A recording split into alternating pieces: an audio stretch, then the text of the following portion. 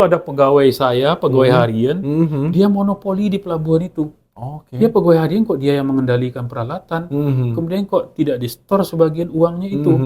Saya panggil kepala operasi yang orang Papua juga. Saya, Pak, enggak berani, Pak, itu dia yang udah pegang. Oh, enggak bisa, saya bilang. Semua penghasilan harus masuk ke perusahaan. Apa yang saya lakukan, Pak? Sekarang kita rapat di dalam ruang saya. Taruh kursi lain, ya pimpinan saja. Nah, rapat, saya kan sudah setel sebelumnya nih. Iya. Jadi ada kalender tergantung situ, Pak. Jadi kalender tergantung, itu kan begitu rapat, saya perang kata saya. Kemudian saya naik ke atas satu kursi, saya cabut paku kalender tuh. Saya cabut, saya gulung-gulung, saya putar, nah, kemudian saya lempar di meja. Ini, rapat selesai, kalian lurusin paku itu dulu, ya, saya bilang. Nah, sudah itu. Dan orang itu ada? Orang itu ada. Nah, jadi apa kejadian, Pak? Seminggu, Pak, orang-orang itu udah datang lagi ke saya, termasuk orang yang tadi itu, yang bandel itu. Karena kalau ukuran badan Pak saya ini, waduh kecil sekali dibanding dia. Nggak mungkin saya orang pelabuhan ya. Orang pelabuhan. Akal saya main. Nah, jadi dia datang, Bapak, ada kapal masuk, Bapak. Ya udah, terus masalahnya apa? Saya bilang, ada barang turun, Pak. Ya udah, kamu handle yang baik ya. Nanti semua penghasilan masuk ke kantor ya, saya bilang. Jadi disitulah saya tuh kan dua badan tiang dan tiang, Pak. Nah, di situ saya tegas. Saya tidak ada ketawa, saya tidak ada mimik halus, saya enggak. Semua penghasilan masuk ke perusahaan ya. Kepala operasi, tolong kontrol. Siap, Pak, katanya. Apa kejadian, Pak? Begitu kapal datang, Pak, saya ke pelabuhan. Kebetulan yang nyopirin saya pada waktu itu, saya kan minta bantuan juga kepada POM AD, Pak. Jadi itu Irawan namanya dari POM AD di sana. Nah, masuk ke sana. Begitu saya masuk ke sana, tahu kejadian apa? Dipit-pit, minggir-minggir semua. Dan itu di jalan khusus disiapin untuk saya sampai saya naik ke tangga. Dulu-dulu sebelum-sebelumnya nggak gitu, Pak. Karpet merah intinya ya? Iya, sebelum-sebelumnya, Pak, itu saya harus selip-selip di antara orang tuh. Naik ke gangway. Nah, tapi sekarang ini enggak. Saya jadi heran, loh kok begini? Orang sakti nih. Bicara profesi. Saya nunggu-nunggu IT-nya kapan, Pak? Gimana itu? Jadi ketika saya jadi pegawai pertama kali di Pelni itu, ada komputer dulu, Pak. Itu DOS, Pak. Jadi komputer tuh ada disknya tuh besar. Jadi DOS-nya itu kira-kira apalah ya, 25 cm, 20 cm lah, Pak. Apanya tuh? Jadi sistem operasi, Pak. Disket? Iya, disket. Oh, disketnya. Nah, jadi kalau mau jadi hidupnya, masukin itu dulu. Masukin disket dulu. Nah, setelah itu, baru dia hidup. Setelah hidup, dicabut, masukin WS-nya. Oh iya, ingat saya gantian tuh, saya pernah mengalami itu. Itu yang saya hadapi ini luar biasa, Pak. Ketika komputer itu, saya lihat ini kok ditaruh aja, nggak ada yang pegang, gitu-gitu kan. Jadi, ini bagaimana? Saya coba pegang. Setelah itu, saya ajak orang-orang, ayo pegang komputer. Takut, katanya. Emang komputernya buat apa tadinya, Pak? Anda tahu, tapi dia ada komputer, Pak Nelson ngelihat, nggak dipakai gitu. Nggak dipakai. Yang diajak takut gitu. Takut apa? Nggak tahu, takut entah dia gimana, nggak ngerti takut saya. Kesedot seperti Jumanji gitu. Gimana? Terus jadi, gimana? Saya punya akal. Kalau begitu, di situ waktu itu, Pak, ada game Digger nih, Pak. Bapak MC ingat nggak? Game Digger. Tahu. Lalu, jam istirahat nih, saya ajak kawan-kawan yang muda-muda, Bang, Mas, ini Mas, apa? Ini ada game nih. Nah, mencut kan, wah mereka lihat sudah lagi kan, lalu saya tinggalin. Nah, lalu, oh ternyata mereka mainin itu. Nah, jadi tahap pertama, Pak, mereka saya perkenalkan dulu kepada touch ini, keyboard ini. Terbiasa ya. Oh, begitu rupa. Berikutnya baru saya masukkan misi saya membuat surat dengan Wordstar. Ada seterusnya. Nah. Jadi di tahun 94 saya disekolahkan ke UI. Ke UI, ya, oleh Pelni ya? Oleh Pelni. Di situ dengan dua orang kawan saya lagi, kami bertiga, Pak. Saya tidak mau mengambil yang program gelar, Pak. Saya PAU, Pusat Antar Universitas, di istilahnya itu magang di PAU gitu, Pak. Jadi di Depok saya. Itu full time atau seminggu berapa kali? Seminggu tuh 3 kali kalau nggak salah saya, Pak. Oh, berarti bareng dengan perusahaan lain juga ya yang mengirimkan ininya? Tapi saya nggak nemukan itu, Pak. Saya nemukan mahasiswa-mahasiswa. Oh, gabung dengan mahasiswa? Iya, saya gabung dengan mahasiswa itu. Jadi yang bikin nano itu, Pak, itu tiap minggu saya harus buat makalah kecil. Literaturnya dalam bahasa Inggris semua. Alamak, kata saya. Jadi kerja keraslah saya. Saat itu belum ada translator, belum ada chat GPT ya. Itulah. Jadi saya usahakan Pak. Masih ingat saya pembimbing saya Pak Soehartono di Pusilkom UI di Depok itu. Jadi selesai saya 1 tahun saya selesai. Saya mengambil bidang keahlian komunikasi data. Nah, dapat saya sertifikat ditandatangani oleh Pak Soehartono, ada logo UI. Saya alumni UI loh. Gitu. Nah, jadi sertifikat itu tersimpan Pak. Jadi saya selalu memasyarakatkan orang agar gunakan komputer. Nah, di tahun 2001 saya pindah ke Makassar. Ke Makassar? 2001. Masih Pelni ya? Masih Kabak Pelni. Ya? Saya Kabak SDM dan Umum. Oke. Nah, di situ saya lebih banyak bagaimana orang itu agar familiar. Nah, jadi misi saya itu diantaranya. 4 tahun di sana, Pak. Kemudian, tapi tunggu dulu. Sebelum tahun 2021, tahun 1997, saya dikirim ke Filipina. Ke Filipina untuk tujuan? Untuk manajemen developing management for manajemen for developing country. Nah, itu apa? Sekolah, training atau apa? Sejenis training Pak ya, tapi waktunya agak lama. Jadi manajemen untuk manajemen ekonomi untuk negara-negara berkembang. Termasuk Indonesia saat itu ya. Di situ Pak, rupanya bahasa Inggris semua dari Indonesia, saya satu-satunya. Cuman sendiri. Nah, di situ gimana tuh? Dirut saya dikasih surat perjalanan dinas, kemudian biaya, dan dirut saya kasih oleh saya $1.000. $1.000 saat itu ya. Terus saya terbang ke Filipina di Manila, kemudian saya terbang ke Tagbilaran City. Nah, di Tagbilaran City inilah saya sekolahnya. Nah, saya sendiri di Indonesia, saya berkomunikasi itu dengan orang dari benua lain ada. Ada dari Thailand juga ada, dari Arab juga ada, dari Cina juga ada, dari pokoknya negara berkembang ya, diutus ya gitu ya. Nah, terus Pak ya ini komunikasi. Untung saya bawa pamfletnya Pelni waktu itu. Jadi ketika memperkenalkan diri, saya bercerita, saya kembangkan pamflet. Dan dalam bahasa Inggris itu? Dalam bahasa Inggris. Wah, saya perkenalkan, ini penyelamat saya Pak. Pak, ruangnya itu dingin ya, tapi saya keringatan Pak. Bayangkan itu. Keringatan. Penyelamat ya Allah, kata saya. Ini penyelamat saya. Saya cerita, saya tahu bahwa mereka tidak tahu tentang kapal. Nah, saya cerita, jadi saya jadi pemain tunggal. Any question? Saya bilang. Jadi mereka katakan, no, it's okay. Oh, mau nanya apa tentang kapal? Mau nanya apa tentang kapal? Mau nanya apa dia tentang kapal? Iya. Mereka tidak tahu kapal. Nah, itu. Nah, jadi akhirnya Pak, kursus saya berapa bulan, saya memanfaatkan pertemanan Pak. Nah, saya memanfaatkan pertemanan, kalau ada case gitu kan, saya ajak dia bicara. Karena kita berada dalam lingkungan orang yang bicara bahasa Inggris, akhirnya kita bisa sendiri. Berapa lama di sana Pak? More or less 3 minggu ya. 3 minggu ya, lumayan itu. Ya, akhirnya saya back to Indonesia lagi. Tapi satu yang menarik dalam perjalanan itu, bila saya tiba di Manila, saya nginap di hotel, bayarnya itu $190 satu malam. Kondotel. Jadi saya pikir habis duit saya nanti ini. Akal saya timbul. Gimana? Saya tanya, where is Indonesian Embassy here? Nah, di mana kedutaan Indonesia di sini? Saya sudah dipesan oleh Direktur SDM saya, temui duta besar nanti. Nah, jadi ditunjukkan oleh orang Filipina. Saya jalan kaki, Pak. Ada 2 kilo. Ke kedutaan atau rumah dinas ya? Ke kedutaan. Kedutaannya, oke. Ya, pas pada waktu itu orang lagi Santiaji. Santiaji itu? Santiaji ini artinya sosialisasi pemilu. Nah, tahun 97 udah Pak. Nah, jadi duta besarnya waktu itu Letnan Jenderal Abu. Nah, teman oleh Direktur SDM saya, Kolonel Emo Suparno. Nah, jadi saya masuk ke situ, saya jelaskan siapa saya, tujuan saya disambut baik oleh pihak kedutaan, dan saya disuruh duduk di situ. Nah, disuruh duduk di situ sampai ketemu duta besar, diajarkan cara-caranya saya ketemu duta besar, dan apa yang terjadi Pak?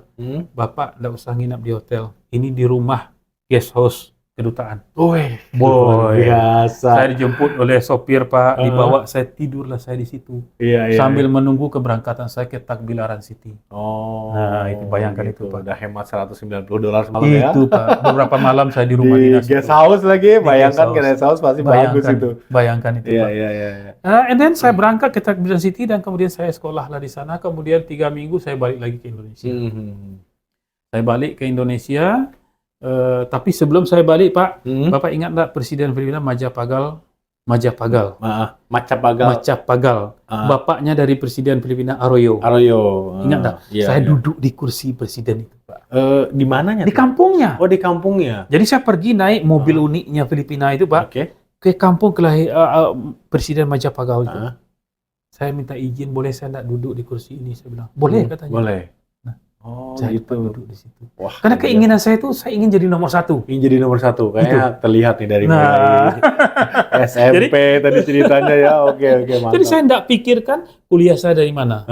Kalau Bapak lihat saya dari IKIP, kemudian saya masuk ke UI, kemudian saya masuk ke manajemen, nah kemudian saya berkarir di daerah, 4 tahun di Makassar, nah kemudian saya di situ pindah ke Medan. 4 tahun pula di Medan, pada jabatan yang sama loh Pak. Nah, pada jabatan sama. Kemudian di tahun 2009, saya pindah ke Dumai jadi kepala kantor. Nah, ini yang luar biasa menariknya. Gimana tuh? Jadi, di Dumai itu kan kantor Pelni itu udah mati Pak sebenarnya. Oh gitu ya?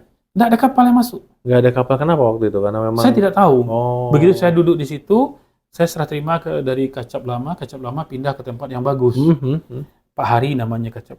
Kemudian saya di situ muter otak saya Pak. Saya pergi ke pelabuhan, ini kenapa kapal Pelni nggak ada datang-datang? Kenapa kapal keagenan nggak masuk-masuk? Kirain sama dengan pelabuhan lain gitu ya? Itu. Belum tahu berarti waktu belum itu? tahu. Terus saya panggil kepala keuangan, ini coba lihat ada transaksi enggak? Nggak ada Pak. Terus bagaimana caranya ini kita dapat dana? Dia minta modal kerja ke pusat. Wah, ini nggak benar kata saya. Jadi kalian makan duit dari kiriman pusat. Tak ada kegiatan sini. Tidak, Pak. Ini nggak bisa. Sekarang panggil orang operasi, panggil orang keuangan. Orang operasi, terada satpam. Kamu jadi satpam, saya bilang. Iya. Kamu tahu operasional nggak? Tahu, Pak. Wah, ini yang saya butuh. Jadi duduk lagi tuh, Pak. Kemudian muter otak saya kan, ini kalau tenaga-tenaga di sini aja dimanfaatkan, ini agak sulit bangkit ini. Saya open buka lamaran untuk orang-orang muda. Nah, jadi orang-orang muda ini saya bekali dia Pak pengetahuan tentang keagenan kapal. Karena kapal penumpang nggak masuk tentang keagenan kapal. Jadi karena dari keagenan lah kita bisa hidup. Nah, saya bekali dia ilmu, setelah dia saya terjunkan. Apa yang saya lakukan? Saya beli dengan uang perusahaan, Pak ya, koran lokal 1, dan kemudian koran nasional 1. Beli itu apa maksudnya? Pasang iklan atau beli korannya? Perusahaan korannya? Korannya saya beli, korannya. Oh koran ya. Eksemplar gitu eksemplar. Ya? Oke. Saya beli itu, kemudian saya kasih kepada anak-anak muda dan pegawai lama tadi. Saya bikinkan mereka semua kartu nama. Nah, sudah tuh coba pergi ke pelabuhan. Ini ada wanita-wanita juga. Pergi ke pelabuhan. Ini kartu namamu. Bawa koran ini, temuin nakoda di atas. Pak, itu kan orang lain yang mengageni. Jangan pikirkan itu. Kalau dipikirkan itu, ini nggak jadi. Ya. Tugas kalian semua, naik ke kapal, kasih nakodanya koran, tinggalkan kartu nama kalian. Itu saja cukup. Nah, nggak ada yang lain daripada itu. Mereka lakukan itu, Pak. Ya. Seminggu mereka lakukan itu. Kemudian 2 minggu mereka lakukan itu. Tahu Bapak, bulan depan, saya katakan ke mereka di pelabuhan itu, perhatikan, dari dermaga sana sampai ke dermaga sana, itu kita punya kapal nanti. Ingat itu ya, saya bilang. Itu ya. Padahal itu, tak satu pun udah setahunan lebih itu kapal tidak ada masuk. Yang kita handle. Itu kan hal yang fantastis, Pak. Ya. Tapi saya katakan mereka, lihat nanti, kata saya. Tujuannya apa nih Pak? Koran dengan kartu nama itu tujuan Pak Nelson itu apa sebenarnya? Pertama, mereka ada identitas, ada nomor telepon di situ. Yang kedua, ada nama perusahaan. Yang ketiga, ambil hati pimpinan-pimpinan kapal itu dengan memberikan gratis koran. Oke, gratis koran untuk dibaca gitu ya. Dibaca. Jadi akhirnya, orang itu kan dibaca tidak dibaca, pokoknya kasih semua. Ini mengulang pada saat jadi staff itu ya, penelitian. Itu dia, Pak. Itu. Jadi dibaca, dah. Ini siapa nih gitu ya? Itu inovasi macam itu yang perlu dilakukan oleh anak muda. Perlu kalian ingat itu ya. Zaman dulu belum ada teknologi segala macam. Belum ada. Sekarang pun tidak harus selalu teknologi kan, Pak? Iya.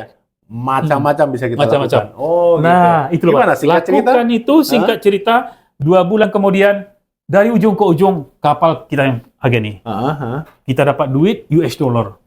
Anak-anak tuh senang, minta ampun, luar biasa. Itu mana orang kepikiran ya? Enggak kepikiran gitu. Akhirnya apa, Pak? Di Dumai sampai ke Pekanbaru sampai ke Tembilan, tuh kita handle kapal banyak.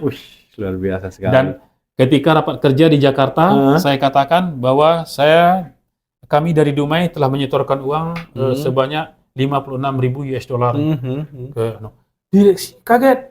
Dia announce di tengah rapat itu, Pak. Kok bisa gitu ya? Kok bisa Dumai? Biasanya nol. Yang udah tenggelam bangun lagi. Iya. Nah, karena pada waktu itu kegiatan perusahaan sudah selesai dan jalan baik, saya diminta bantu wali kota. Jadi membantu wali kota. Kecium ke Jakarta. Iya. Buat Nelson nggak bisa pindahkan ke Merauke. Nggak boleh gitu ya. Nggak boleh. Pindah saya ke Merauke. Ke Merauke akhirnya. Nah, 2 tahun di Dumai pindah ke Merauke. Di Merauke, Pak, itu kan ujung negara. Otak saya jalan. Bagaimana caranya semua kapal yang dari Indonesia mau pergi ke luar negeri harus saya yang handle agensinya.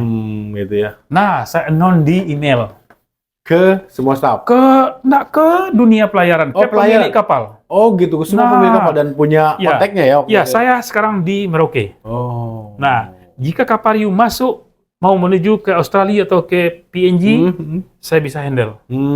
Nah, buahnya luar biasa, Pak. Walaupun jauh ke Merauke, orang pikir mati ya, tapi enggak ada sih istilah mati. Oke. Nah, hidup makmur tuh cabang. Akhirnya saya dipindah ke 2 tahun juga di situ kurang dikit, pindah ke Fak-Fak. Itu naik kelas itu. Naik kelas ya? Karena pelabuhannya lebih besar atau apa? Kapalnya lebih banyak. Kapalnya lebih banyak, oke. Nah, dari Merauke suasana yang datar, pergi ke Fak-Fak yang suasananya bukit gitu, Pak. Iya. Itu 45 derajat, 50 derajat itu mendaki gitu, Pak. Kantor saya tinggi, lihat ke bawah ke pelabuhan. Nah, ada satu yang menarik di Pak. Saya dari dulu kan seorang pemain sulap dari dulu, Pak. Apa? Hobi atau apa? Ini menarik. Ini pertanyaan luar biasa. Jadi saya dulu ketika ada acara-acara saya kan nggak bisa, suruh nyanyi nggak bisa, suruh apa-apa nggak bisa. Maka saya dulu suka lihat orang tukang jual obat di kampung, Pak. Dia main sulap tuh kok bisa ya? Keren. Nah, akhirnya saya pergi ke Jakarta pada awal-awal tuh, Pak, saya beli alat sulap tuh di Pejompongan. Oh, alat sulapnya beli. Jadi di Pak itu ada pegawai saya, pegawai harian, dia monopoli di pelabuhan itu. Dia pegawai harian kok dia yang mengendalikan peralatan, kemudian kok tidak di-store sebagian uangnya itu. Saya panggil kepala operasi yang orang Papua juga. Saya, Pak, enggak berani, Pak, itu dia yang udah pegang. Oh, enggak bisa, saya bilang. Semua penghasilan harus masuk ke perusahaan. Apa yang saya lakukan, Pak? Sekarang kita rapat di dalam ruang saya, taruh kursi lain, ya pimpinan saja. Nah, rapat, saya kan sudah setel sebelumnya nih. Iya. Jadi ada kalender tergantung situ, Pak. Jadi kalender tergantung, itu kan begitu rapat, saya perang kata saya. Kemudian saya naik ke atas satu kursi, saya cabut paku kalender tuh. Saya cabut, saya gulung-gulung, saya putar, nah kemudian saya lempar di meja. Ini. Rapat selesai, kalian lurusin paku itu dulu, ya. Saya bilang. Nah, sudah itu. Dan orang itu ada? Orang itu ada. Nah, jadi apa kejadian, Pak? Seminggu, Pak, orang-orang itu udah datang lagi ke saya. Termasuk orang yang tadi itu, yang bandel itu. Karena kalau ukuran badan, Pak, saya ini, waduh, kecil sekali dibanding dia. Nggak mungkin saya, orang pelabuhan ya? Orang pelabuhan. Akal saya main. Nah, jadi dia datang, Bapak, ada kapal masuk, Bapak. Ya udah, terus masalahnya apa? Saya bilang, ada barang turun, Pak. Ya udah, kamu handle yang baik ya. Nanti semua penghasilan masuk ke kantor ya, saya bilang. Jadi disitulah saya tuh kan 2 badan tiang dan tiang, Pak. Nah, di situ saya tegas. Saya tidak ada ketawa, saya tidak ada mimik halus, saya enggak. Semua penghasilan masuk ke perusahaan ya. Kepala operasi, tolong kontrol. Siap, Pak, katanya. Apa kejadian Pak? Begitu kapal datang Pak, saya ke pelabuhan. Kebetulan yang nyopirin saya pada waktu itu, saya kan minta bantuan juga kepada POM AD Pak. Jadi itu Irawan namanya dari POM AD di sana. Nah, masuk ke sana. Begitu saya masuk ke sana, tahu kejadian apa? Diprit-prit, minggir-minggir semua. Dan itu di jalan khusus disiapin untuk saya sampai saya naik ke tangga. Dulu-dulu sebelum-sebelumnya nggak gitu Pak. Karpet merah lah intinya ya. Iya, sebelum-sebelumnya Pak, itu saya harus selip-selip di antara orang tuh. Naik ke gangway. Nah, tapi sekarang ini enggak. Saya jadi heran loh kok begini. Orang sakti nih.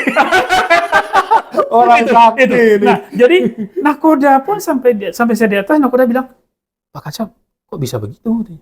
Saya juga nggak tahu, Cap. Kenapa itu, kata saya. Nah, sudah tuh. Oh, nyeletuklah Irawan. Pak. Oh, mereka takut sama Bapak. Takut kenapa? Saya bilang. Oh, masalah paku. Masalah paku. Saya dibilang orang sakti gitu Pak ya. Karena udah seminggu mereka tak bisa betulin tuh paku. Iya. Nah, padahal itu kan yang saya kasih dia kan paku benaran. Yang enggak benarnya udah di saku saya. Udah digantungin ya. Iya, perlu trik memang ya. Trik itu Pak. Iya, kan ada susah lah. Akhirnya Pak oh begitu rupanya ya. Akhirnya saya dapat momen dan saya pindah lagi ke Ambon. Ambon ini besar. Jadi siang malam kapal masuk. Nah di situ saya udah very busy. Nah jadi di situ banyak activity Pak. Setahun saya di situ, saya dipindah ke PT Solusi Integrasi Utama. Itu adalah perusahaan? Itu adalah grupnya Pelni juga. Oh, grupnya Pelni. Itu bergerak di bidang apa? Bidang IT, Pak. Oh, IT.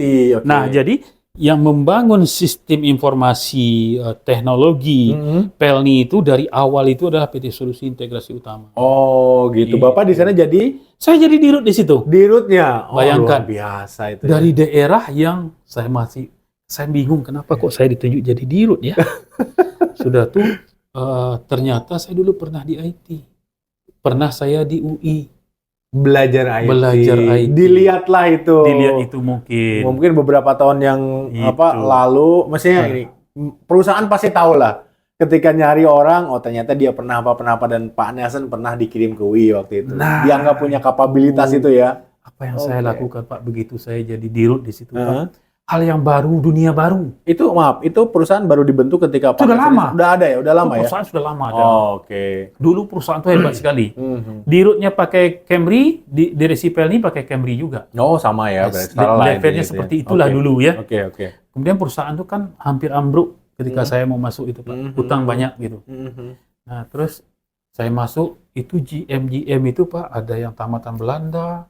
Wah, ahli-ahli IT semua. Iya. Saya masuk, saya ini IT-nya udah agak lupa-lupa ingat ini. Iya, dulu itu pun nulis ya, makalah atau apa ya kerjaannya. Ini menarik Pak, apa yang harus saya lakukan. Saya putar otak. Saya putar otak, kemudian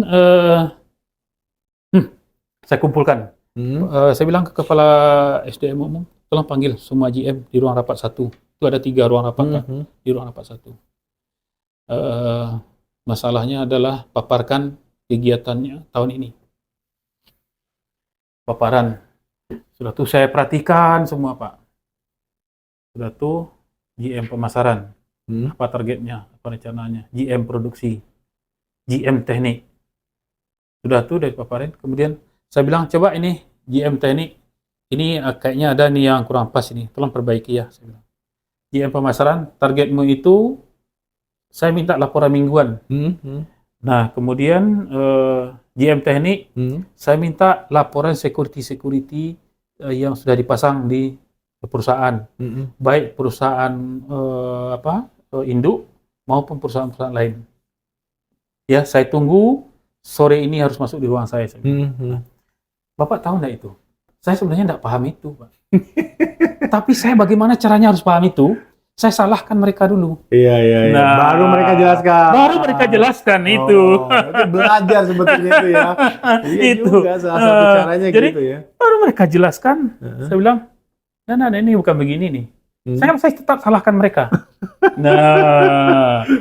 Sudah tuh saya mulai dapat sedikit gambaran kan. Saya minta laporan keuangan. Saya dapat. Dah. Berikutnya saya lakukan, saya minta rapat tiap minggu. Progres tiap minggu. Akhirnya apa Pak? Saya jadi masuk kembali ke dunia IT yang dulu lama saya tinggalkan. Iya. Nah, sudah mulai saya minta progres bayar utang-utang semua. Kemudian gaji pegawai dinaikkan. Kita pakai sistem standar dengan merit, saya bilang. Nah, lalu berikutnya Pak, siapa yang tidak mencapai target harus berhenti, saya bilang. Nah, KPI dulu ya. Saya harus begitu. Saya tegas begitu. Walaupun mencari orang IT itu sangat sulit, Pak. Tetapi saya selalu tiap hari itu, Pak, saya hunting orang-orang IT. Di luar gitu ya? Di luar. Saya bilang, dapat saya anak bagus, Bapak coba cerita saya gini. Kemudian apa yang sudah kamu buat, mana portofoliomu, coba lihat, saya bilang. Kemudian setelah itu, Pak, kamu berapa digaji sana? Sekian, Pak. Saya bayar kamu 2 kali lipat ya. Kamu minggu depan masuk sini. Tanda tangani kontrakmu dengan SDM. Saya tidak takut membeli orang mahal, Pak. Iya, karena kualitasnya karena bagus. kualitas. Jadi kalau saya menilai, Pak, orang IT itu mengelola orang IT sama dengan mengelola pemain sepak bola, Pak. Gitu ya? Saya manajernya. Iya. Nah, jadi saya harus punya pemain-pemain yang bagus sehingga klub saya ini terkenal ke seluruh dunia. Iya. Nah, saya bayar mahal mereka. Yang sudah tidak bisa berproduksi udah minggir dulu. Bukan saya nggak tega, minggir dia dengan semua haknya. Ya, tetap ada severance segala macam. Tapi kita ini harus survive. Nah, akhirnya Pak udah mulai baik. Sudah tuh terjadi case di kantor pusat. Data over tertimpa. Oh, berarti IT-nya kantor pusat nih ya? IT kantor pusat. Itu dilakukan. Tertimpa? Iya. Oh, berarti mereka historical nggak ada nih? Hilang? Hilang historical, gitu. Pak. Blank, Pak. Panik direksi. Wah, itu data-data historical ini? Jadi, saya mau sholat ke Istiqlal sama sopir saya. Saya bilang, kita sholat Istiqlal dulu. Sore nih, Pak. Tiba-tiba Dirut telepon, Pak Elvin. Terus saya lihat, ya Pak Dirut, saya bilang. Assalamualaikum Pak Dirut, saya bilang. Ya, Pak Nelson di mana? Bisa datang ke kantor enggak? Oh ya, bisa Pak Dirut. Oke, saya tunggu ya. Ya, baik Pak Dirut.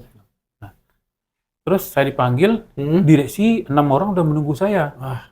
Ini ada apa ini? Kok tegang ini? Mau diadili atau apa gitu ya? Curiga mau. Direksi ini tegang, Pak. Ini ada kasus apa ini gitu kan? Assalamualaikum Pak. Waalaikumsalam.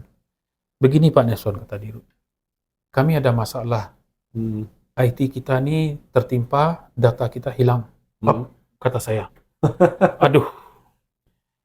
Saya minta, sebagai Dirut, saya minta Pak Nelson handle ini. Tidak ada kata lain dari saya, Pak. Siap. Itu. Mau apa lagi? Lo, anak muda ya, jangan menolak. Katakan siap. Itu yang utama. Iya. Itu. Siap. Sore itu juga, Pak Dirut mendatangani surat penugasan saya. Di samping tugas saya sebagai Dirut di perusahaan PT Solusi Integrasi Utama, saya menjabat Senior Manager IT. Senior Manager IT. Itu jabatan apa? Jabatan paling tinggi di IT atau di paling tinggi di IT? Paling tinggi di IT. Ya. Memang nggak ada jabatan itu? Nggak ada posisi yang mengisi? Itu ada. SM-nya pada waktu itu. Namanya Pak Yahya. Digeser dong? Atau gimana? Ini dia diberhentikan. Oh, diberhentikan karena kasus itu. Oh, di-stafkan. Padahal naik lah.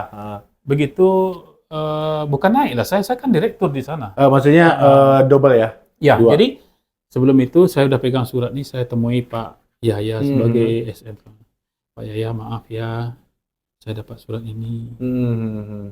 Nah, apa sebenarnya yang terjadi? Harus cari tahu dulu dong ya. Ya, diceritainlah ke saya. Siapa yang melakukan ini? Dibilanglah manajer itu. Oke, Pak Yahya sabar ya. Saya hanya melaksanakan perintah. Sabar, nanti ada masanya, nanti bisa kita jual lagi. Nah, saya lakukan itu. Saya panggil semua manajer sore itu juga, Pak. Manajer IT ya? Manajer di IT itu ada 3, Pak. Saya panggil kasihnya ada berapa itu.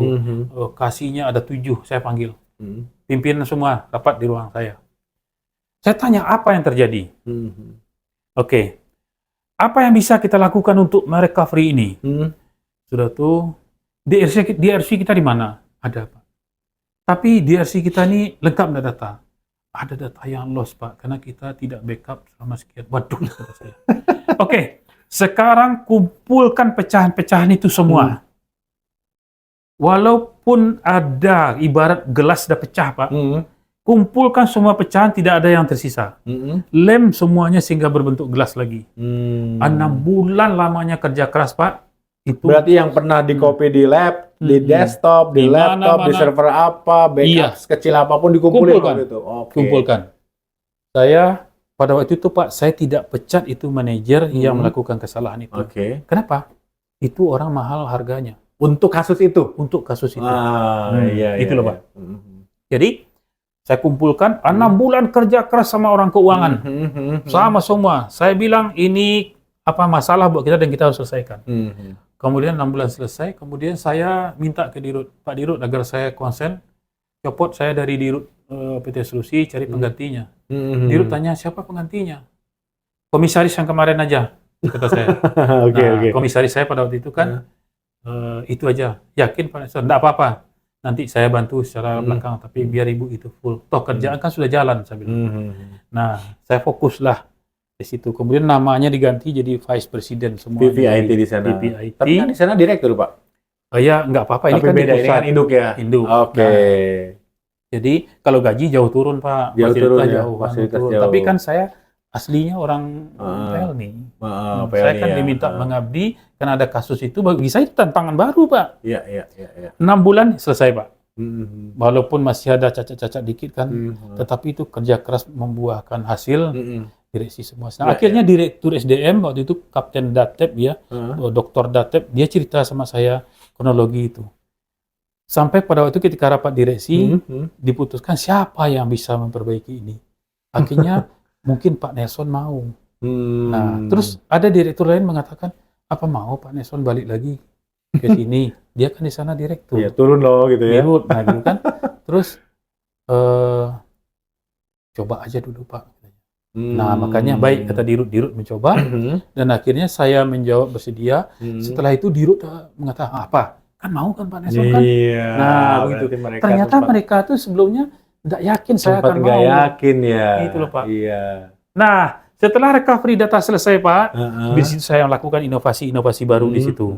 Saya benahi ke dalam semuanya, saya sentuh hati pegawai semuanya, sudah tuh sehingga mereka sudah menyatu.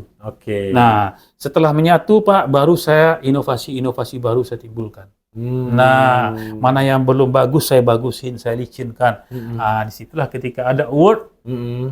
Jadi dari internal sih nggak dipertanyakan lagi ya, pasti direksi itu sudah appreciate lah, udah bagus. Nah, dari luar tadi award dapat apa, Pak? Pencapaian tertinggi Pak Nelson? Ketika award gitu, ada undangan, saya jadi kaget. Oh ya udah, saya datang. Nah, saya datang, saya presentasikan. Ternyata tim juri itu melihat inovasi-inovasi. Waktu itu apa yang kami lakukan, Pak? Dulu di kapal ini kan bergerak, Pak. Nah, jadi dia setiap saat dia berubah posisi koordinat. Nah, jadi jangankan mengirim SMS, mengirim WA, mengirim BBM, mengirim SMS saja nggak bisa dari kapal. Bisa hanya berkomunikasi secara dengan radio kapal. Radio ya, karena nggak ada sinyal ya. Nah, lalu kita kebetulan pada waktu itu sudah pernah ada juga pemasangan satelit namanya Siskom Cup di kapal, tetapi tidak maksimum. Di situ saya cari celah memaksimalkannya. Sehingga bisalah berkomunikasi, mengirim WA dari kapal. Ke darat dan sebaliknya. Dan seterusnya ditingkatkan lagi dengan bisa beli voucher, isi voucher ulang di kapal itu. Di kapal. Nah, jadi lewat kan ada tadi jaringan satelit yang tidak maksimal waktu itu ya. Iya, jadi di kapal itu ada satelit, Pak, yang satelit itu juga bergerak mencari posisi. Nah, jadi jangan dibandingkan dengan bank, Pak. Kalau bank itu dia diam. Nah, BRI di daerah-daerah kan misalnya gitu kan, dia diam. Ini kapal kan kalau ini kan bergerak. Iya, betul. Nah, ada satu daerah tertentu yang blank gitu, Pak. Nah, jadi akhirnya inovasi-inovasi itu yang menyebabkan saya dapat penghargaan. Ternyata itu yang dinilai oleh para juri. Bagaimana mereka free itu, Pak. Itu kan pekerjaan gila, Pak. Itu luar biasa ya. Gila, Pak, itu pekerjaan. Mengumpulkan dari serpihan itu kan disambunginya kumpul, tapi nyambunginya lagi kan belum tentu semudah itu ya. Itu, Pak, sangat sulit. Dan saya dinobatkan jadi pimpinan IT terbaik, Pak. untuk nasional. Nasional dong. Wah, keren banget. Tahun 2017. 2017. Iya. Oke, luar biasa sekali. ini sesuatu yang mungkin kerja keras yang luar biasa ya Pak ya. Iya, Nah, saya nanti akan masuk ke setelah dari PL ini. Cuman yang ingin saya highlight nih, boleh dikonfirmasi ya, koreksi kalau salah nih Pak ya. Saya melihat ada kemarahan atau kekecewaan dari Pak Nelson. Oh, kayaknya di beberapa titik nih. Pertama, yaitu tadi yang lain masuk ITB ya. Iya. Pak Nelson tidak. Yang kedua adalah ketika momen-momen kira-kira kalau yang kedua tadi Pak, yang orang jadi dosen ya dipilih ya udah dikumpulin ya. Udah berapa? 3-4 orang. Iya, udah siap sebenarnya, udah siap persyaratan ya, udah penuh. tapi tidak terpilih gitu ya. Itu kecewa yang kedua gitu ya. Tapi kemudian biasanya kalau yang saya lihat ceritanya, setelah fase kecewa atau ada kemarahan itu, tiba-tiba prestasinya itu melonjak gitu. Apa ini bahan bakar ini sangat kuat sekali nih di Pak Nelson. Gimana kira-kira? Ini jadi, begini kadang-kadang gini Pak, maaf Mas, saya potong dulu. Biasanya orang kalau kecewa itu, udahlah, gue nggak di sini kali, gue bukan jalan gue kali, ya udahlah, gue nggak bagus kali gitu kan. Mungkin itu yang terjadi itu. Tapi di Pak Nelson kok berbeda saya lihat nih. Begini Pak, ini untuk anak-anak muda ya. Ketika saya dulu Pak tidak dapat ITB, kawan-kawan saya di IPB. Waktu itu kami berkirim surat Pak. Oh, kawan saya udah kuliah begini-begini di IPB Bogor. Saya nih apa? Saya harus lebih hebat dari mereka. Ketika saya maju di pemilihan ketua umum Senat Mahasiswa dan saya menang, saya tulis itu ke mereka. Saya jadi ketua umum Senat. Kalian jadi apa di sana? Ternyata mereka hanya jadi aktivis di kerohanian saja. Saya jadi ketua Senat. Saya orang nomor 1 sekarang di kampus. Saya bilang. Nah, jadi saya tunjukkan ke mereka, oke lah. Kalian boleh kuliah di sana, tetapi kalian tidak jadi orang nomor 1 kan? Saya di sini, saya jadi kepala harimau. Lebih baik Pak jadi kepala harimau daripada jadi ekor harimau di tempat lain.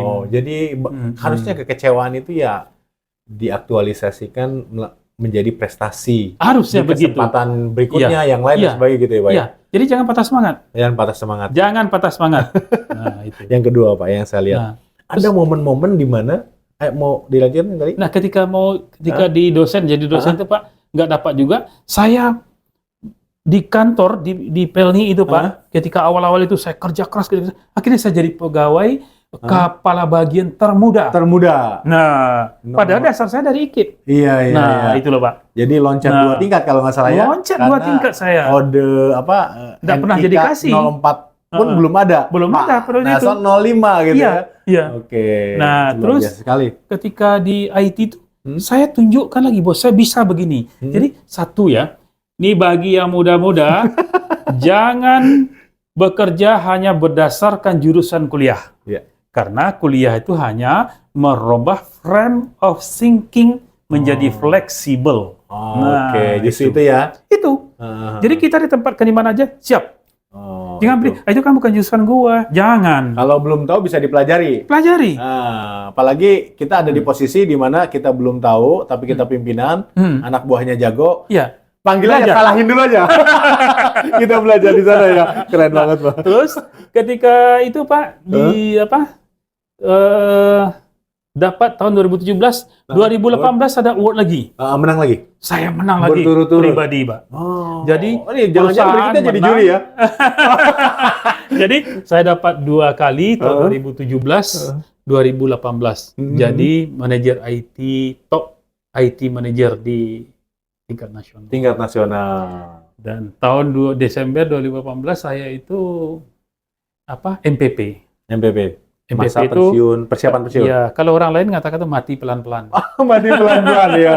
Masih seperti ini. Jadi jauh sekali. Jadi saya tidak mau mati pelan-pelan. Iya. Nah, justru di masa MPP itu saya memberikan ceramah kemana-mana, Pak. Iya, speaker pembicara gitu ya. Termasuk jadi juri kan kita bareng-bareng. Dan kemudian karena dah mungkin ya dari pimpinan Madani melihat saya diajak jadi juri, Pak. Dan itu penyelenggara award Penyelenggara ya? Oke. award. Dan saya ketemu Kang Dede. Iya, alhamdulillah. Dan saya jadi juri di situ. Juri. Malah dikatakan orang galak, juri galak. Killer nih, bukan killer sebetulnya, detail gitu ya. Jadi sebenarnya Pak bukan begini Pak. Karena saya kan pelaku Pak. Iya, tahu saya lah ya. pernah merecovery.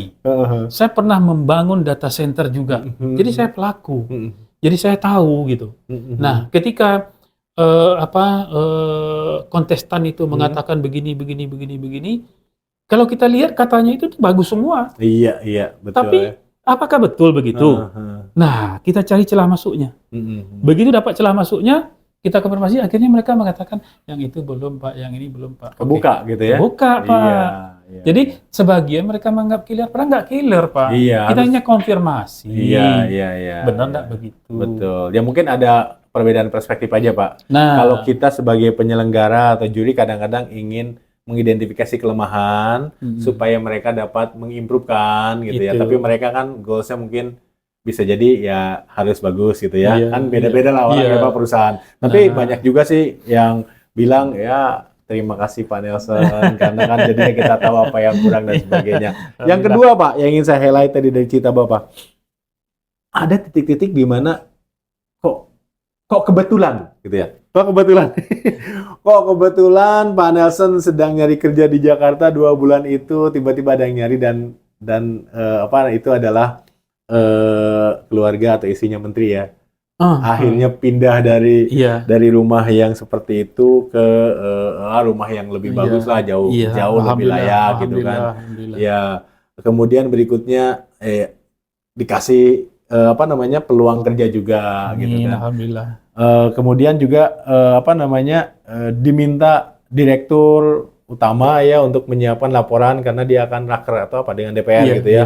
Ada titik-titik di mana itu kebetulan sih Pak. Sebenarnya kalau saya ngelihatnya ya, apa sih yang mendasari itu? Apakah itu sebenarnya sudah menjadi sebuah bukan karma, saya menyebutnya apa ya? Sebuah momen di mana itu adalah akumulasi dari apa yang kita lakukan ke belakang. Termasuk doa dari orang tua mungkin. Apa yang menurut Pak Nelson sangat berperan dengan titik itu tuh? Kok kelihatan saya ngelihatnya kebetulan, tapi saya nggak yakin ini kebetulan. Pasti ada sesuatu yang kita bisa tarik tuh. Gimana Pak? Ini luar biasa Pak. Jadi mak saya. Mak saya mengajarkan saya kerja baik nak. Jangan lupa sholat. Itu kata mak saya. Dan kemudian ketika saya menelepon mak saya bilang, udah makan nak, udah mak doakan ya mak. Saya selalu minta doa mak. Gitu. Sehingga ketika saya ketemu Pak Roy Irza Parabi tadi, anaknya Bapak Azwaranas, di situ saya menemukan takwa. Jadi jangan lari kita dari situ. Kalau kita ingin dijadikan raja oleh orang lain, jadikanlah raja orang tua kita terlebih dahulu. Itu penting sekali ya. Itu penting. Jadi bagi teman-teman yang masih ada orang tuanya, muliakanlah orang tua. Begitu kita menjadikan orang tua kita seperti raja, maka kita akan dijadikan raja oleh lingkungan dan oleh Yang Maha Kuasa. Akan menemukan jalannya sendiri ya. Jalan kita tuh kalau dibilang kebetulan Pak, mungkin dalam hidup tidak ada yang kebetulan. Tapi Allah itu akumulasi, itulah oleh Allah dicarikanlah tempat yang terbaik untukmu. Jika kita gagal di satu tempat, pada saat itu kita marah. Tapi sebenarnya kondisi apapun yang kamu hadapi pada saat ini, itulah kondisi terbaik untukmu. Gitu. Itu loh. Jadi jangan ada istilah kecewa. Tapi semangat, fokus. Kerjakan apa yang harus dikerjakan gitu ya. Gitu ada assignment baru yang kita belum tahu. Siap. Itu kata pertama yang dilakukan. Siap. Semua bisa dipelajari Pak Nelson. Bisa dipelajari. Oke. Nah, setelah itu Pak, tahun 2019 itu saya ceramah kemana-mana Pak, berbagi pengalaman. Jadi rupanya, ini ibarat seorang pelukis Pak. Di perusahaan tuh dirut itu kan seperti pelukis Pak. Jadi dia mau melukis perusahaannya tuh sebagus mungkin di mata stakeholder. Ada seni di sana. Ada seni. Tidak semuanya ada rumusnya, tapi seni di sana juga. Nah, Jadi saya tetap konsisten dari dulu. Warna saya konsisten dengan warna saya. Jadi misalnya saya berwarna merah atau oranye atau apa gitu ya. Saya konsisten dengan itu. Nah, di tahun 19 itu saya ketemu dengan mantan dirut saya di Pelni. Di Pelni. Iya. Beliau bilang begini, saya lagi mencari orang untuk jadi direktur di Otorita Batam. Ini namanya BP Batam. Oh, iya Pak. Baik, saya pelajari dulu. Saya tidak serta-merta nerima gitu Pak. Beliau saat itu posisinya deputi. Deputi. Ternyata deputi, saya nggak tahu pada waktu itu. Nah, ternyata beliau itu deputi itu eselon 1. Jadi waktu itu saya pelajari, saya pergi ke sana, saya pelajari apa itu begitu. Oh, ternyata begini begitu. Terus apa yang terjadi? Terus apa peluang perbaikan? Setelah saya dapat semua data, saya ramu, saya buat kemudian ada pengumuman tentang itu, saya mengajukan lamaran. Oh, berarti meneliti itu sebelum join ya, bahkan sebelum ada pembukaan pendaftaran ya? Iya. Oke. Saya teliti itu dulu nih, karena itu kan kata orang ya, Batam itu banyak mafianya. Iya. Ini yang saya, jangan-jangan saya masuk ke kandang harimau begitu kan? Salah mengakhiri karir nih jangan-jangan. Nah, ya. Itu yang saya takut Pak. Bagus, melejit tiba-tiba terjebak di sana gitu. Jadi setelah dapat saya kumpulkan semua data, saya pelajari semuanya. Kemudian saya mengajukan lamaran, kemudian dites saya oleh kepala BP Batam, kemudian hasil tes itu tadi kirim ke Kementerian Kemenko barangkali ya Pak ya, dan kemudian saya disetujui. Dan jadi itu posisinya Pak, saya pensiun itu Pak Desember 2019. 2019 ya. 2019 itu pensiun total. Gaji saya pada tanggal 1 Desember tuh kok cuma segini gaji lagi 15 juta berapa saya terima begitu kan. Itu kan gaji MPP Pak. MPP ya. Terus saya tanya ke Biro SDM-nya Pelni, Pak gaji saya kok segini Pak? Dibilang, iya itu gaji terakhir Pak. Jadi istri saya sama anak saya diem Pak. Mereka kayak sedih gitu. Tapi saya bilang sabar. Allah itu pasti menunjukkan jalan. Dan tes saya ikuti berturut-turut Pak, dan kemudian saya dinyatakan lulus tanggal 8 Januari 2020. Nah, berarti 8 hari saya nganggur Pak ya? Iya, 8. Kemudian 8 hari nganggur itu. Bagi yang lain 8 bulan, 8 tahun. 8 hari nganggur terus. Rencana dilantik tanggal 9. Belum dipanggil ini, jadi apa tidak kita dilantik ini? Iya. Nah, saya bertiga waktu itu sama Pak Arham, mantan dirut Jakarta Lloyd, sama Pak Alif, mantan direktur di Pelindo 4 Makassar. Untuk jabatan berbeda nih. Nah, tanggal 9 malam keluar surat ada ke email bahwa pelantikan besok tanggal 10. Harus bawa istri. Nah, saya sendiri di Batam, istri di Medan. Gimana tuh? Saya telepon istri, harus segera ke Batam. Dicari tiket-tiket, nggak ada. Terus cari yang dekat kemana? Ke Singapura ada nggak? Ada. Dah terbang ke Singapura. Kemudian terbang Singapura, saya jemput ke Singapura tanggal 9 itu Pak. Dan gitu istri saya teleponnya kan mati di Singapura. Aduh, saya bilang, pokoknya tunggu aja di stasiun. Saya tiba di Singapura, saya beli nomor Singapura. Kemudian saya aktif, saya cari istri, ketemu. Alhamdulillah naik kapal ke Batam. Nah di Batam tanggal 10 itu saya dilantik. Jadi direktur salah satu badan usaha. Enggak, jadi direktur di Badan Usaha Pelabuhan. Oh itu memang satu entiti sendiri ya? Satu entiti badan sendiri. Usaha Pelabuhan. Jadi Badan Usaha Pelabuhan ini membawahi pelabuhan-pelabuhan di BP Batam itu. Berapa jadi, pelabuhan? Waktu itu Pak ada sekitar 119 banyak banget Pak. Pelabuhan dan galangan kapal. Jadi pelabuhan itu dilihat ada terminal itu ada Pak, terminal umum, ada terminal khusus tersus, kemudian ada TUKS, terminal untuk kepentingan sendiri. Total jumlahnya itu sekitar 119. Di Batam aja? Di Batam saja. Ternyata di Batam itu Pak, seluruh Batam itu tuh pelabuhan di pinggir-pinggir pulau itu Pak. Ya, jadi hampir tidak ada tempat yang kosong Pak. Oh gitu. Itu. Jadi galangan kapal terbesar itu yang bagus tuh di situ adanya. Jadi tidak ada garis pantai berapa kilometer khusus untuk wisata, nggak ada ya. Memang pelabuhan-pelabuhan. Kecuali hotel. Oh hotel, kalau hotel di sana pinggirnya baru gitu ya? Iya, baru kalau mau ke pantai pergi ke hotel atau ke pulau yang lain. Ada kan Pulau Galang, Rempang, pulau jauh gitu lagi. Itu mungkin ada.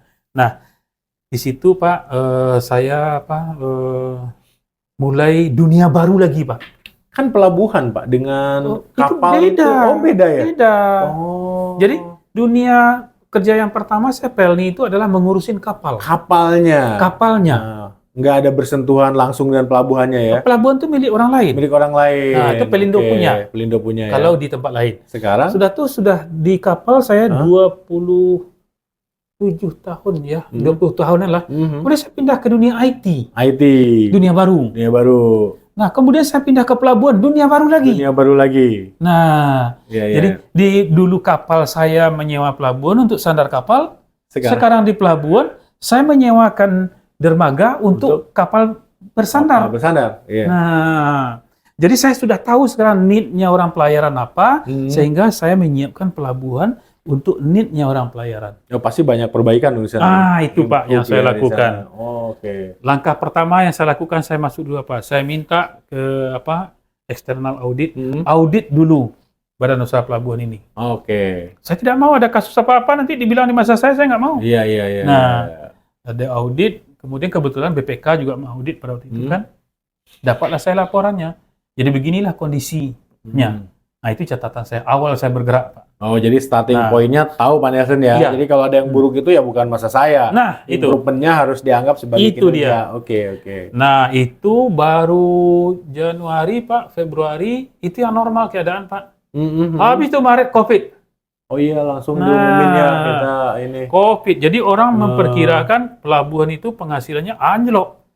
Karena di situ Pak, seluruh pelabuhan domestik, pelabuhan internasional itu di bawah kendali direktur. Iya. Nah, itu. Jadi orang mungkin hancur, tidak dapat bergerak lagi. Tapi saya mikir tidak. Saya harus ada peningkatan daripada tahun lalu. Berarti dari sudut penumpang itu hampir tidak bisa diharap, Pak. Maka saya kejar improvementnya di terminal umum. Terminal umum? Iya. Di Batu Ampar saya perbaiki. Sudah tuh kabil yang terminal curah terbesar di situ, Pak. Saya perbaiki. Saya perbaiki semua. Dan ke dalam saya tertibkan. Nah, kesempatan untuk merapikan dalam ya. Karena di luar kan agak turun ininya ya. Itu. Jadi volumenya. Di dalam saya rapikan. Sistem saya rapikan, saya robah, dan awal saya masuk ke sana apa Pak? Di lantai 1 tuh, itu Pak, ada sekitar sehari 150-an orang, 200 orang sehari tiap hari Pak. Itu meregister kapalnya mau masuk. Oh gitu. Jadi saya kalau tiba di kantor pagi itu saya jadi, aduh, nggak nyaman Pak. Ini kenapa kok kayak gini? Iya. Nah, manual bagaimana ini? Ini Pak, dunia IT saya tergelitik. Orang IT melihat seperti itu kan gatel ya. Gatel Pak. Target saya dalam 1 tahun paling lama ini harus tidak ada orang di bawah. Saya perbaiki, saya mungkin semua peraturan-peraturan yang ada. Sudah tuh di situ kan yang berlaku itu Pak kan peraturan kepala BP Batam. Jadi peraturan menteri yang lain terkait dengan itu nggak berlaku. Karena otorita ya. Otorita. Oke. Jadi, saya panggil, di bawah saya ada eselon 2B 2 orang, kemudian ada eselon 3-nya banyak di bawah saya itu Pak. Saya duduk, ini target kita. Nah, sudah tuh saya minta kerja keras, saya minta tidak aneh-aneh. Jangan ambil yang bukan haknya. Nah, itu harus ingat itu. Jadi dimanapun ada kesempatan, jangan ambil yang bukan haknya. Itu. Oke. Itu Pak. Nah, jadi sudah itu saya hanya minta aturan itu dijalankan dengan baik. Tahunya Pak, di akhir tahun 2020 itu penghasilan kita naik daripada tahun lalu. Naik. Padahal COVID. Yang orang prediksi akan jatuh juga. Kan import barang juga nggak bisa masuk, ekspor nggak bisa jalan kan, masih beberapa dihentikan kan waktu itu. Jadi Pak, pokoknya saya peraturannya cuma peraturan aja saya jalankan. Saya tidak membuat peraturan baru. Sebentar Pak, saya jadi tergelitik sedikit nih. Tapi volume turun dong Pak. Oh, tidak. Karena COVID. Tidak. Pelabuhan apa kapal yang bersandar atau Tidak. Oh enggak, Tidak. ternyata enggak ya? Tidak. Oh. Nah, gitu jadi ya. marketing saya tingkatkan, peraturan saya tegakkan. Oke. Nah, tidak aneh-aneh, Pak. Tidak aneh-aneh. Jadi peraturan itu kan, kan dulu peraturan itu sudah ada. Ya udah. Terus kenapa tidak Mungkin tidak dijalankan maksimal. Nah, bocor-bocor mulai hilang ya, tambal-tambal. Ya, mungkin saya ya. tegas di situ. Dengan menjalankan Iya. itu jadinya Iya. disiplin, akhirnya banyak Iya. kebocoran-kebocoran mungkin. Ada ya. satu, Pak. Saya memakai cara dirut saya yang lama, bahwa saya tidak membiarkan seseorang itu berkuasa lama di pelabuhan. Kepala pelabuhan Batu Ampar tuh sekali berapa bulan saya ganti. Rotasi ya. Nah, karena di situ kan banyak kapal sandar. Kepala pelabuhan di Kabil di mana saya ganti sekali berapa bulan. Oh gitu. Ya. Apakah mungkin itu juga yang terjadi dengan fenomena ya beberapa tahun ke belakang ya, bahwa kepala, saya nggak tahu disebutnya apa ya, pengelola izin masuk barang, bea cukai katakanlah gitu ya, itu jadi ada beberapa yang kemudian ketangkep gitu ya. Apakah salah satu solusinya juga tidak membiarkan terlalu lama? Bisa jadi ini jadi solusi nasional nih Pak, bahwa di tempat tertentu itu jangan terlalu lama, terlalu nyaman, akhirnya mulai bangun kerajaan dan akhirnya punya cara untuk tadi mengambil yang bukan haknya gitu. Bisa jadi rotasinya bisa lebih sering kan Pak? Saya pikir bisa jadi Pak, tapi begini Pak, benahi sistem ke dalam. Sistem ya? Sehingga siapapun pimpinan, dia terikat oleh sistem. Oleh sistem. Nah, tapi kan bisa diakalin dong sistem. Sistem nggak bisa diakalin. Kalau misalkan begitu diakalin, maka di situ ada historicalnya Pak.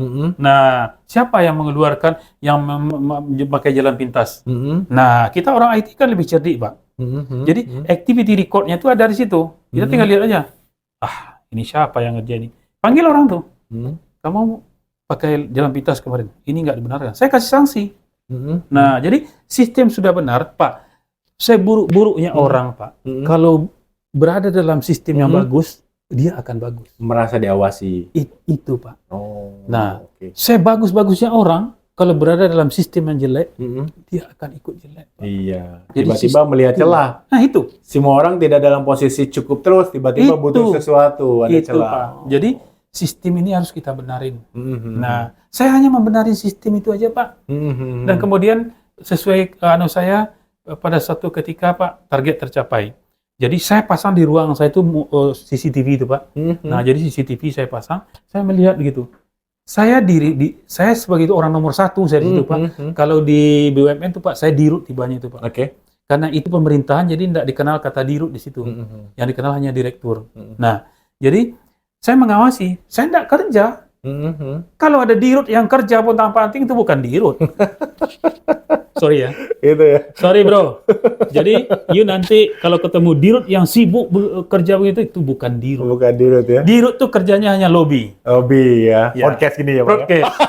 Ngobrol-ngobrol. Iya, ngobrol-ngobrol gitu ya.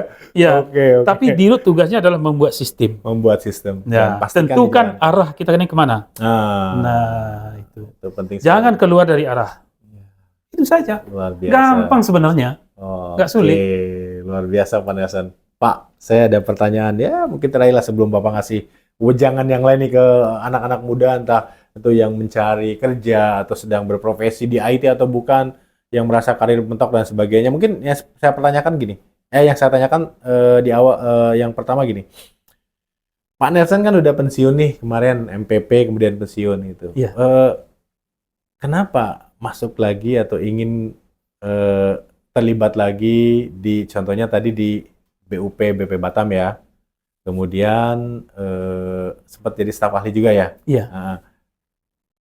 Udahlah Pak, 60 tahun nikmati pensiunnya, ada unfinished business kah? Atau mungkin Bapak pengen nyalek jadi kontribusi lebih luas lagi, entah di daerah atau nasional.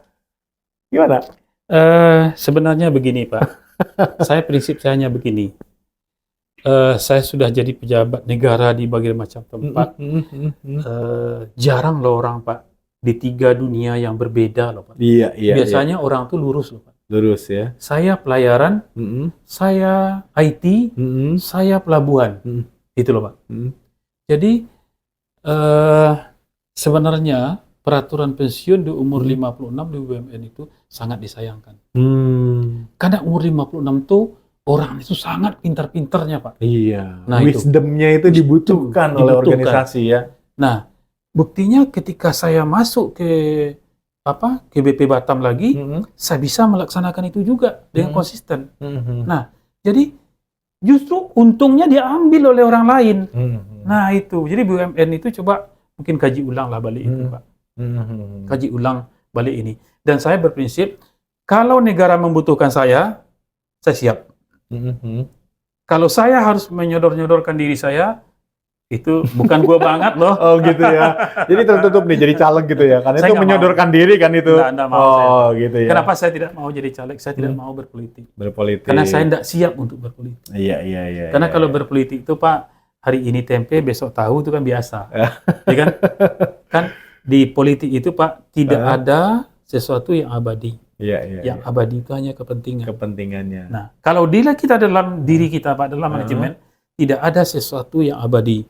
Yang abadi hanya perubahan. Nah, itu. Dan Pak Nelson sudah punya warna sendiri tadi kan? Saya udah punya warna konsisten. Kalau hari ini merah, kemudian biru, kuning dan sebagainya, itu kan sesuatu yang against ya Pak ya? Against prinsip gitu ya? Prinsip, Pak. Jadi, negara butuh saya siap. Tapi kalau saya harus menyodorkan diri saya, nggak gua banget deh. Gitu ya? Oke, jadi masih mungkin berkontribusi lebih banyak lagi ketika ada institusi, BUMN atau apapun yang membutuhkan Pak ya? Ya kalau dibutuhkan saya siap. Nah, siap, mantap sekali. Itu luar biasa sekali, Pak Nelson. Pak, terakhir ada lagi? Pak. Oke, silakan. Teman saya, sekaligus mentor saya, mungkin Bapak kenal, Dr. Asman Abnur. Saya tahu. Mantan Menteri PAN, sekarang beliau anggota DPR RI. Saya sering makan sarapan pagi dengan beliau. Satu kata-kata beliau kepada saya, Pak Nelson, tidak ada istilah pensiun dalam hidup. Yang ada hanya pindah profesi. Pindah profesi. Sebab Pak, begitu kita katakan kita pensiun, langsung semua sel kita rontok, Pak. Iya. Itu. Makanya ada yang istilah post power syndrome atau apapun gitu ya. Karena kita merasa bahwa ya tadinya kita punya posisi, tiba-tiba enggak. Padahal kan nggak ada istilah pensiun tadi ya? Nggak ada istilah pensiun. Terus berkarya, berkontribusi gitu ya. Begitu saya sudah selesai, Pak, saya aktif di banyak kegiatan. Sekarang saya aktif di dunia pertambangan. Apa itu, bisnis sendiri atau apa? Join sama kawan-kawan. Nah, itu. Iya. Jadi dunia baru lagi. Dunia baru lagi, ini yang keempat nih, dunia yang baru ya? Iya. Jadi dunia baru lagi, Pak. Jadi selagi kita berpikir, pikiran kita berputar terus, Pak, kita tidak akan pernah pikun. Itulah kuncinya ya. Awet muda, Pak. Amin. Alhamdulillah. Ya, Pak Nelson, terakhir apa yang mau disampaikan ke teman-teman nih di audiens kita nih? Berbagai macam, ada profesi A, B, C dan sebagainya. Sementara Pak Nelson udah melakoni banyak sekali profesi, juga sekarang kan boleh dibilang join sama teman-teman di pertambangan, boleh bilang ya pengusaha dong ya, masuk ke ranah bisnis. Kira-kira apa yang mau disampaikan? Pertama, fokus, never give up. Jadi kita harus fokus terhadap pekerjaan kita dan pantang menyerah. Ya. Jadi apapun kesulitan yang ada di depan, jangan dipandang itu sebagai kesulitan. Nah, kalau misalnya ada seseorang yang tidak mau keluar daripada suatu persoalan, maka berarti orang itu adalah bagian dari persoalan. Nah, luar biasa jadi sekali. Keluar dari situ. Nah, fokus, jangan menyerah. Itu yang penting. Dan jangan pikirkan bahwa saya harus bekerja sesuai dengan jurusan saya. Jangan. Sebab seorang sarjana, pada waktu dulu dosen saya mengatakan, jadilah kamu sarjana yang sujana. Apa tuh? Sarjana yang sebenar-benarnya sarjana. Gitu ya. Jadi bukan sarjana hanya sekadar dapat gelar. Jadi kenapa? Sarjana itu tidak membuat seseorang ahli untuk bidangnya, tidak. Jadi ahli itu adalah didapat ketika dia sudah di lapangan.